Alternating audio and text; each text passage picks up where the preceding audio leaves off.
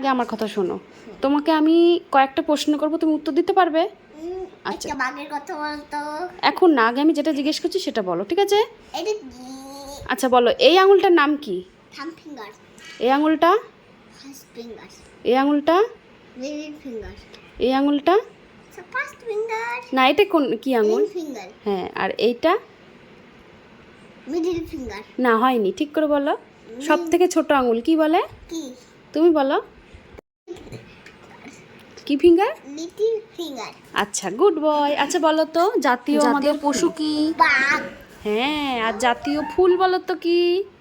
বান্দায় তাইরা পদ্ম।